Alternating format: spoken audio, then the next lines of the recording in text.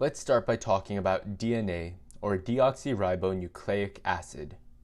As the name suggests, DNA is a nucleic acid. This means that DNA is made up of monomers called nucleotides. A nucleotide consists of a phosphate group, sugar, and a nitrogenous base. Nucleotides have either ribose, which is found in RNA nucleotides, or deoxyribose, which is found in DNA nucleotides, as their sugar. Additionally, nucleotides have either adenine, thymine, or uracil, depending on whether the nucleotide belongs to DNA or RNA, cytosine, or guanine. So, DNA seems like a fairly straightforward concept, but what is its purpose?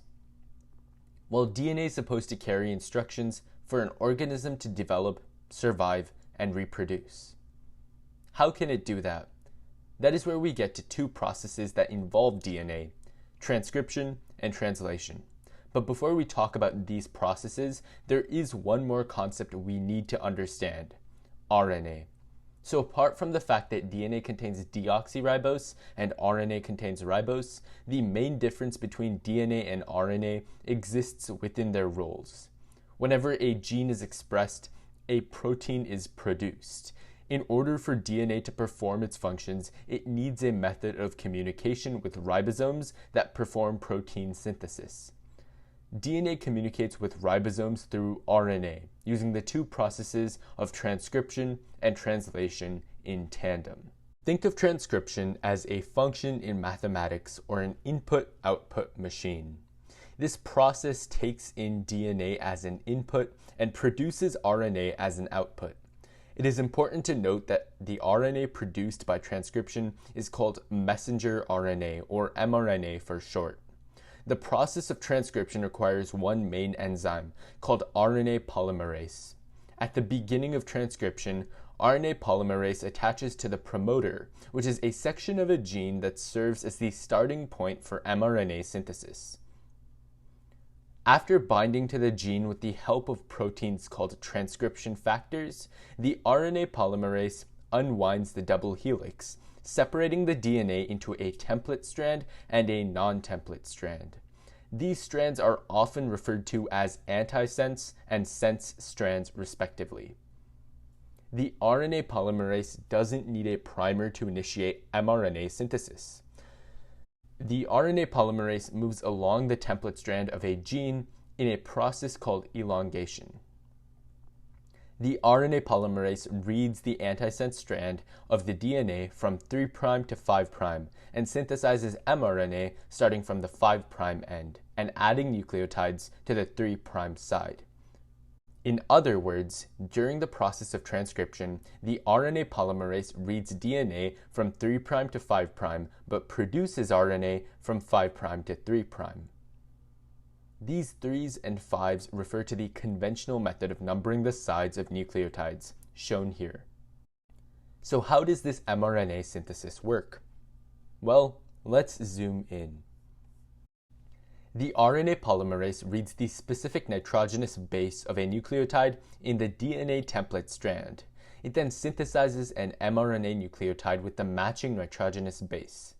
The rules of which bases match together are dictated by Chargaff's rule. This rule boils down to two simple concepts: 1, cytosine and guanine match, and 2, adenine and thymine match. A quick note about thymine. This base is only found in DNA nucleotides. In RNA nucleotides, thymine is substituted for uracil. Therefore, Chargaff's rule accounts for the fact that DNA can also be paired with uracil, depending on what type of nucleotide we are dealing with. In case you don't understand this, let's look at an example using some Legos. Blue represents cytosine, green represents guanine, red represents adenine, and white represents thymine. This model here is our RNA polymerase. As the RNA polymerase moves across the template strand, it begins creating an mRNA strand with the matching nucleotides. As it reads this nucleotide with a cytosine base, the RNA polymerase assembles a nucleotide with a guanine base. Remember that when looking at the template DNA strand, the RNA polymerase reads it from 3' to 5'. However, it creates the mRNA strand from 5' to 3'. As the RNA polymerase makes its way through the template strand, it zips the DNA back up, leaving only 10 to 15 bases exposed at a time. Once the RNA polymerase reaches the end of a gene, the enzyme detaches from the gene, the DNA is restored to its original form, and mRNA has been synthesized in a process called termination. The mRNA strand contains the information of the DNA strand, just in a coded and almost encrypted way. What happens after this mRNA is produced? Well, the mRNA undergoes RNA processing and leaves the nucleus through nuclear pores and enters the cytoplasm, where it will find a ribosome. This is where the process of translation begins. The goal of translation is to use mRNA to create a protein. During translation, an mRNA strand acts as a code to synthesize a specific protein. For translation, a new type of RNA strand is required, transfer RNA, or tRNA for short. We will dive into the role tRNA plays in just a couple seconds.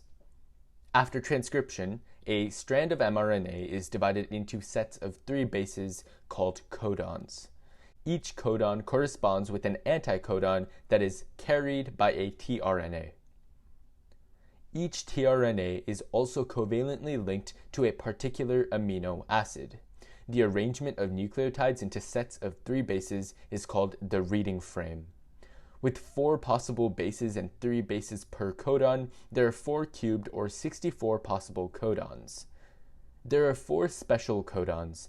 AUG is called the start codon and codes for methionine, which initiates translation, and UAA, UAG, and UGA are stop codons, which terminate translation. So how exactly does translation work?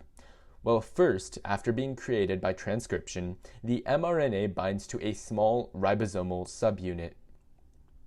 An initiator tRNA with bases UAC attaches to the start codon AUG. Then, the large ribosomal subunit joins, which creates the translation initiation complex. The next tRNA that corresponds with the next codon enters the ribosome. Remember that the first tRNA was covalently linked to the amino acid methionine. The amino acid linked to the second tRNA forms a peptide bond with the methionine from the initiator tRNA. After the initiator tRNA leaves the ribosome, it shifts over, creating room for the next tRNA, which then covalently bonds a new amino acid to the existing polypeptide chain. This process continues until a stop codon is reached, like UAG. After the stop codon is reached, the protein floats away and usually enters one of the cell's organelles for folding or further modification. This brings us to the end of our journey through transcription and translation. However, in order to gain a deeper understanding of both transcription and translation, we need to compare and contrast both processes and examine their similarities as well as their differences. Let's start with some similarities. First of all, both transcription and translation are anabolic processes, since they utilize energy released by catabolism to synthesize complex molecules. These two processes are similar because they both involve messenger RNA as well.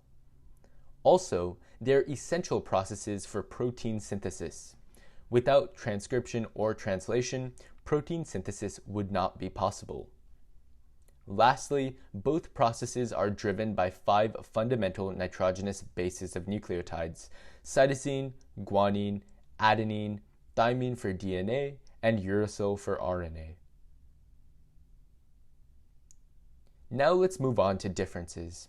The main difference between transcription and translation is its products. Transcription's main product is messenger RNA, or mRNA. Translation's main product is protein, which is a chain of amino acids. Another difference is that transcription takes place in the nucleus of a cell, while translation occurs in the cytoplasm of a cell. The component that binds to the nucleic acid strand is different in both processes as well. Transcription occurs when RNA polymerase binds to a DNA strand.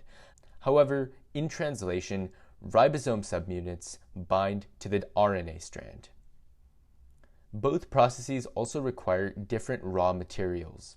Transcription requires 4 types of ribonucleotides, while translation requires the 20 types of amino acids.